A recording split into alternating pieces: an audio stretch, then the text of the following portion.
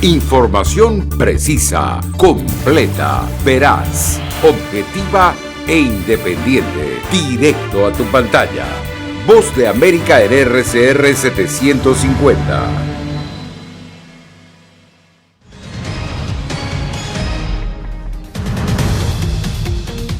Senado estadounidense en manos de los votantes de Georgia.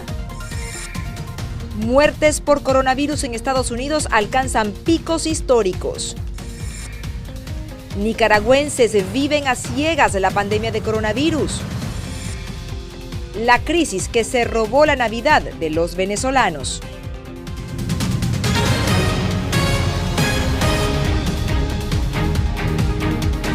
Hola, ¿qué tal? Bienvenidos a una nueva emisión de El Mundo al Día. Desde Washington les saluda Natalí Salas Guaitero. Con la investidura presidencial cada vez más cerca, los esfuerzos de demócratas y republicanos se concentran en el estado de Georgia, que decidirá el futuro balance de poder en el Senado estadounidense. Esto ocurre mientras medios revelan que el presidente Donald Trump tendría la intención de no dejar la Casa Blanca. Jacopo Luzzi nos presenta los detalles.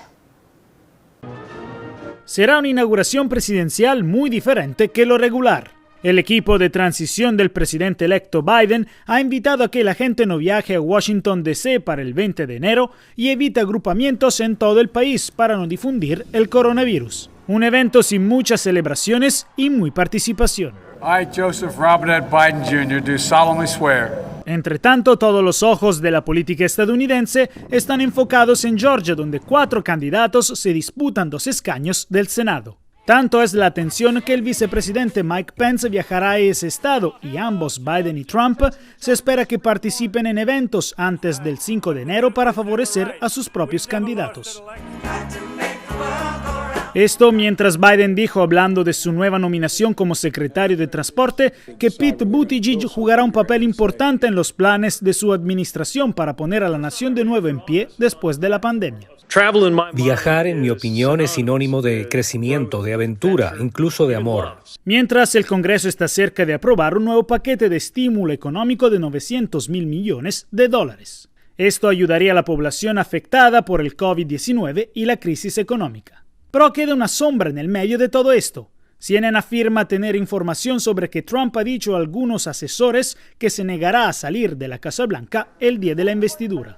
La posibilidad ha alarmado a sus asistentes, pero pocos creen que Trump realmente lo cumplirá. Jacopo Luzzi, Voz de América, Washington. En apenas una semana en Estados Unidos se registraron más de 3.000 fallecidos en 24 horas durante 3 días distintos a causa del coronavirus. José Pernalete nos dice que con este ascenso fueron superadas incluso las cifras promedio de muertes y nuevos contagios que se habían contabilizado a lo largo de la pandemia.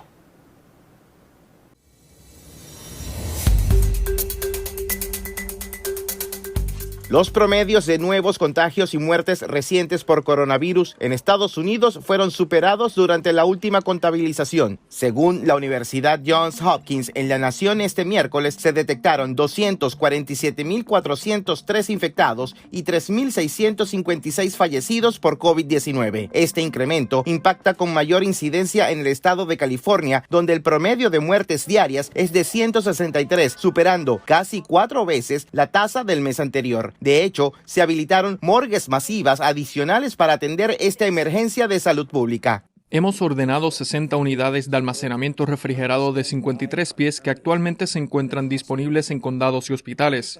Ya hemos pedido 5,000 bolsas para cadáveres adicionales que acaba de comprar el estado y las distribuimos a San Diego, Los Ángeles y otros condados. Mientras el coronavirus sigue infectando y acabando con la vida de estadounidenses, en el país se ejecuta una campaña de vacunación en hospitales para garantizar la salud de médicos y enfermeros. Estamos cerca del final, pero estamos en medio del pico más agudo en lo que se refiere a lo que llamamos la tercera ola, la tercera y lo que esperamos sea la ola final de esta enfermedad.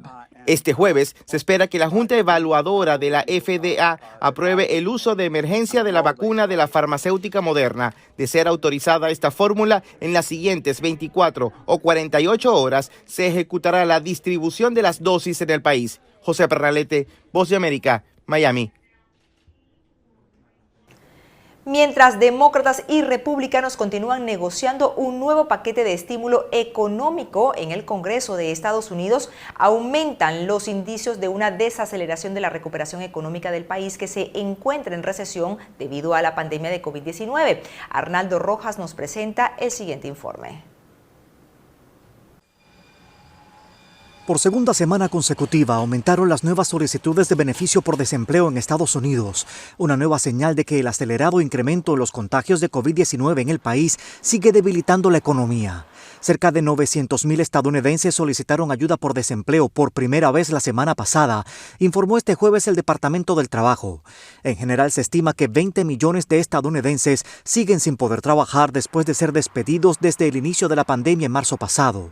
La nueva cifra de reclamos de ayuda por desempleo supera el pico de solicitudes presentada durante la Gran Recesión de 2007 y se suma a una reducción del 1.1% en las ventas minoristas durante el mes de noviembre, según anunció ayer el Departamento de Comercio. Desafortunadamente, la reducción en ventas puede resultar en más desempleo y más cierres de negocios. Por eso es muy importante que el gobierno federal apruebe un estímulo económico. Más dinero del gobierno en ayudas y un aumento en la confianza de los consumidores luego de la distribución inicial de la vacuna contra el COVID-19 pavimentarían el camino a la recuperación económica del país, a juicio de economistas consultados por La Voz de América, pero advierten que una mejoría notable tomará tiempo. Todos los estimados que yo he hecho en mi firma de análisis nos indican que esto va a tomar de 6 a 8 meses, todo el 2021, por lo menos hasta el segundo o tercer trimestre veríamos ese proceso mientras se masifica la vacunación. Yo creo que el consumidor no se va a empezar a recuperar hasta mayo o junio y de ahí todavía se va a tomar un tiempo. Muchos siguen sin empleos y esos empleos no van a regresar solamente por la vacuna. Con las nuevas restricciones impuestas a los comercios en ciudades como Los Ángeles y Nueva York, prevén que los indicadores negativos se mantendrán en alza hasta que baje la curva de contagios. Arnaldo Rojas, Voz de América. ¿Por qué las relaciones comerciales con Estados Unidos son clave para América Latina? ¿Cómo trabajar en la revitalización del multilateralismo? ¿Cuáles son los próximos desafíos? Expertos consultados por Laura Sepúlveda debaten al respecto en el siguiente informe. Las relaciones comerciales entre los países tienen un impacto y alcance más grande de lo pensado, afirman los expertos. Es por ello que revitalizar el sistema multilateral del comercio es clave para ayudar a combatir la pandemia, lograr la recuperación del crecimiento económico y combatir la recesión global al tiempo de avanzar en una construcción futura, explica Anabel González, investigadora senior del Instituto Peterson. En el caso de la pandemia, el comercio es fundamental para poder brindar acceso a los medicamentos que se requieren. En este momento, por ejemplo, también hacia adelante a la vacuna. Y eso involucra aspectos como facilitación del comercio, como el mejoramiento de los sistemas de transporte, de logística, de distribución. Accesibilidad inclusiva podría ser entonces uno de los beneficios de dicha actividad comercial, que además aportaría a la recuperación de la crisis económica que vive el mundo, pero que sin duda, señalan los expertos, ha golpeado con mayor fuerza a unos países que a otros. Y es muy importante para todos los países porque se trata de privilegiar un sistema basado en la fuerza del derecho, en las reglas y no en la ley del más fuerte. Desde ese punto de vista, un sistema multilateral revitalizado puede ayudar a traer mayor certidumbre. La certidumbre es necesaria para que los productores produzcan más, los inversionistas hagan sus inversiones, se pueda generar empleo. González ve con expectativa que la política del presidente electo Joe Biden sobre la revitalización del multilateralismo se traduzca en lo económico por lo ya expuesto y con base en sus planes presentados durante la campaña electoral. Laura Sepúlveda, Voz de América, Nueva York. El sindicato y la Fundación de Campesinos, conocida como UFW por sus siglas en inglés, entablaron una demanda contra el Departamento del Trabajo para bloquear una regulación que congelaría los salarios de cientos de miles de trabajadores agrícolas extranjeros en el programa de visas H2A, pero que también impactará de forma negativa a los campesinos domésticos. Verónica Villafañe nos presenta el siguiente reporte.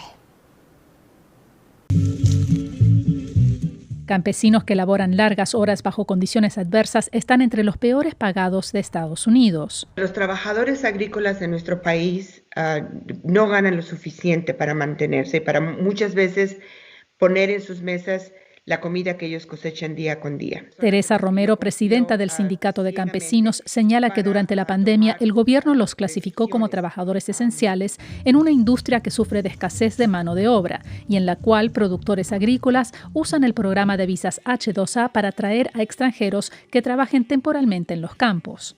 El Departamento de Labor, que guía los parámetros salariales, anunció en noviembre una regulación que congelará el salario mínimo de trabajadores agrícolas con visas H-2A por los próximos 2 años y limitará aumentos a partir del 2023. Va a afectar a los trabajadores que vienen de fuera, pero también a los trabajadores domésticos. La medida, que impactaría a cientos de miles de campesinos, llevó al sindicato a entablar una demanda para bloquear una regulación que, sostienen, es ilegal. Se espera que la industria se beneficiaría con cientos de millones de dólares anuales debido a este recorte de salarios. La demanda, presentada en un tribunal federal de Fresno, California, busca impedir que la regulación entre en vigor el 21 de diciembre y pide que sea anulada.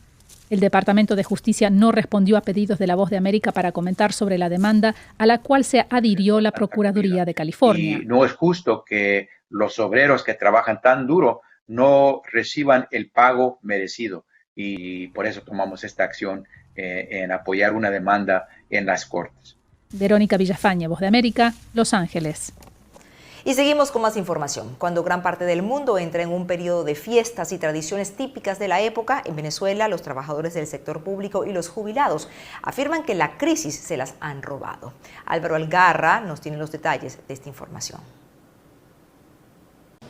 En un entorno hiperinflacionario, un año marcado por la pandemia, unido a una crisis política que persiste, los trabajadores de la Administración Pública de Venezuela, así como los jubilados, aseguran que con la precariedad de los salarios que perciben, no podrán hacer frente a sus gastos corrientes, y mucho menos acceder a las tradiciones decembrinas. En primer lugar, nosotros no tenemos Navidad. Las Navidades son una cuestión de tristeza en esta oportunidad porque no tenemos con qué regalarle un carrito de juguete a los niños, un carrito de plástico chino no hay porque todo está dolarizado. Desde el punto de vista de los jubilados, Yajaira Flores destacó que a su juicio estas serán las navidades más duras que ha vivido, en vista de la crisis que persiste y lo que cataloga como el abandono de la masa laboral. Bueno, no nos van a dar nada, ni pernil, no van a dar nada porque nosotros somos jubilados nada más y no me parece, ya que nosotros bastante duramos 29 años prestándole servicio al ministerio y no nos merecemos que nos traten así.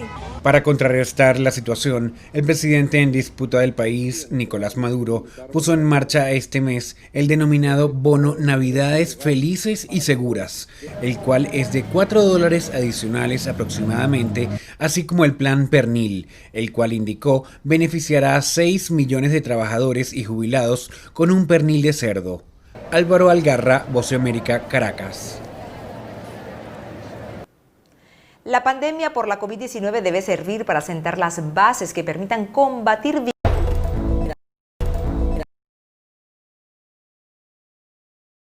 quien hace más de un año predijo el surgimiento de una epidemia global de origen vírico. Desde Quito, Néstor Aguilera habló con el científico y nos trae el siguiente reporte. En octubre de 2019, el microbiólogo español Raúl Rivas aseveró que, y citemos, es posible que aparezca alguna nueva epidemia principalmente de origen vírico, ya que afirma tiene carácter cíclico y hace mucho que no pasa. Lo hizo durante una entrevista sobre lo que deparará el mundo la ciencia en la década de 2020. Un año y 3 meses después, La Voz de América dialogó con el investigador para analizar los efectos causados por la enfermedad en la humanidad. ¿Será el último? Probablemente no. Sabemos que hay muchos otros coronavirus en el medio natural, en animales, y puede ser que esos coronavirus salten hacia otras especies, hacia nosotros. ¿Cuándo? No lo sabemos. ¿Qué ocurrirá? Seguro. Rivas, quien es investigador y profesor de la Universidad de Salamanca en España, explicó que una de las particularidades para que el COVID se haya expandido tan rápidamente por el mundo es porque se transmite de forma aérea. Tienen unas probabilidades ingentes de convertirse en epidemias, en brotes severos si no son atajados desde un primer momento y, por supuesto, en una pandemia como la que estamos viviendo. Para Rivas, la agresión del ser humano al medio ambiente también tiene relación con la facilidad con que los virus lo ataquen. Fomenta un caldo de cultivo que, en cierta manera, nos está haciendo prever que es muy posible que en los próximos años sigamos viendo la aparición de nuevas enfermedades. Lo más probable es que de origen vírico, pero sin olvidarnos de las de origen bacteriano. Ante las mutaciones del coronavirus, recomendó que el mundo se prepare y trabaje más en el desarrollo de otro tipo de vacunas que confieran una inmunidad más duradera. Néstor Aguilera, Voz de América, Quito. Organizaciones médicas independientes muestran preocupación por lo que llaman la nula información del gobierno sobre la pandemia en Nicaragua. Esto pese a que diciembre es clave por todas las aglomeraciones que podrían provocar un rebrote. Donaldo Hernández nos tiene el informe desde Managua. La independiente Unidad Médica Nicaragüense denuncia que las autoridades del Ministerio de Salud dejaron de informar sobre el comportamiento del COVID-19 en el país. La decisión pone en riesgo a la ciudadanía, según José Antonio Vázquez, presidente de esta organización. Siempre ha existido una poca o nula información o una información no de calidad. Siempre el gobierno ha mentido en relación a las cifras exactas que pasaron en el pico de esta epidemia. Sin embargo, el presidente de la Asamblea Nacional, quien también es presidente de FedSalud, el sindicato de médicos más grande del país, asegura que el gobierno triunfó sobre la pandemia. Vencedores de una pandemia contra la cual continuamos luchando. Así que vamos al 2021, tenemos esperanza y nuestras esperanzas son de victoria. Mientras tanto, muchos ciudadanos siguen apostando por las medidas de autocuido, como el distanciamiento social, el uso de mascarillas y el lavado constante de manos. Donaldo Hernández, Voz de América, Managua. Y seguimos con más. El informe denominado Resiliencia Empresarial presentado por instituciones públicas y privadas reveló que en Honduras más de 700 empresas han sido afectadas por la pandemia de COVID-19. De estas, un 10.2% no se recuperó y un 60% inició sus operaciones, aunque siguen registrando pérdidas. Óscar Ortiz nos tiene más sobre este tema. El informe denominado Resiliencia Empresarial, presentado por instituciones públicas y privadas, reveló que en Honduras más de 700 empresas han sido afectadas por la pandemia del COVID-19. De estas, un 10.2% no se recuperó, un 60% tuvo que reiniciar operaciones. Sin embargo, siguen registrando pérdidas. Además, las estadísticas revelaron que luego de las inundaciones y deslizamientos de tierra por ETA e IOTA, la cifra de empleados perdidos podría superar el 500,000, factores que al final impulsan la migración irregular ante la falta de oportunidades laborales. Y en términos de empleo, estamos hablando que los niveles de suspensiones están entre un 15 y un 20%. Eso significa que 1 de cada 5 empleados que fue suspendido al inicio de la crisis todavía no ha podido reincorporarse. Estamos hablando de varios miles de empleos que todavía no se han podido recuperar. Entre los negocios más afectados se encuentran la micro y mediana empresa, que han sufrido mayormente los efectos negativos, lo que dejaría, según proyecciones de la empresa privada, más de 1 millón de empleos perdidos. Consolidar nuestros centros de triaje. Por ejemplo, en este momento en que el Congreso va a discutir el presupuesto general de ingresos y egresos de la Nación, debe ser claramente reformulado, en donde en vez de seguir gastando en gasto corriente improductivo, concentremos los recursos en inversión pública para asegurar la reactivación. A la fecha, en Honduras se estima que el personal suspendido supera los 250,000 trabajadores, quienes siguen a la espera de resolver su situación laboral. Óscar Ortiz, Voz de América, Honduras.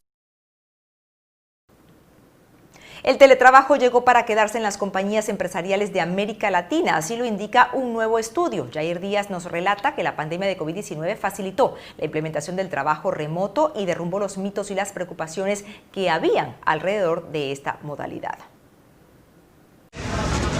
El 66,2% de las empresas en Latinoamérica está considerando implementar el teletrabajo, de acuerdo con un reporte de UBIS, la empresa colombiana líder de entretenimiento corporativo en línea. Esto es una adaptación también de nuestro país, como lo han hecho otros países del mundo, a circunstancias como la que estamos viviendo, pero también avanzar hacia un proceso que cada vez se vuelve más natural. Para el parlamentario Rodrigo Rojas, defensor del teletrabajo en América Latina, la coyuntura por la pandemia del coronavirus ha sido un momento de profunda transformación para los entornos empresariales.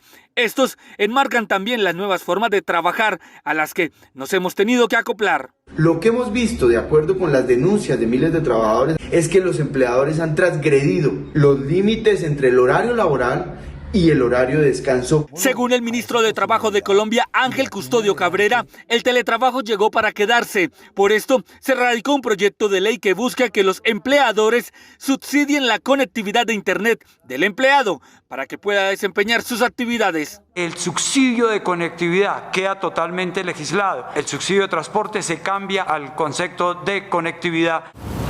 El estudio indica que el 10,6% de los trabajadores va a la oficina solo los días que lo crea necesario y el 40,4% implementaría el trabajo en casa en un 100%. Jair Díaz, Voz de América, Bogotá.